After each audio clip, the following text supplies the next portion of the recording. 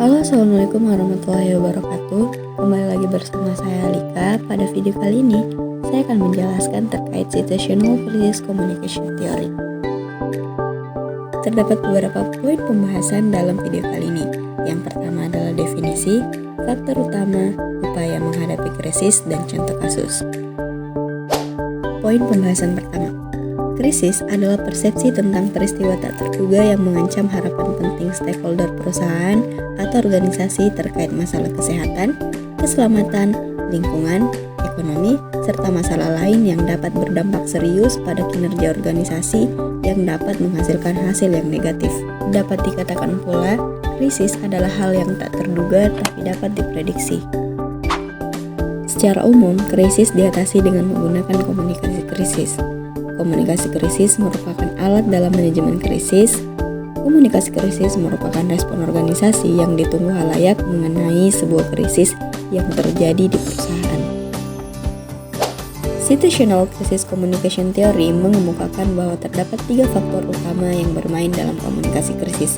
Yang pertama adalah krisis respons strategi, yang kedua adalah situational factor, dan yang ketiga adalah result. Teori komunikasi krisis situational atau Situational Crisis Communication Theory adalah teori yang menjelaskan bagaimana organisasi dapat melindungi reputasinya selama krisis. Teori ini dikembangkan oleh Combs sebagai acuan dalam penanganan krisis komunikasi.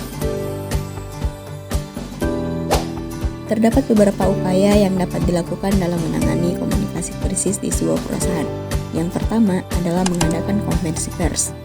Dengan mengadakan konferensi pers, perusahaan biasanya mengundang media untuk menyampaikan secara langsung apa yang sedang dialami perusahaannya. Yang kedua adalah mengakui kesalahannya.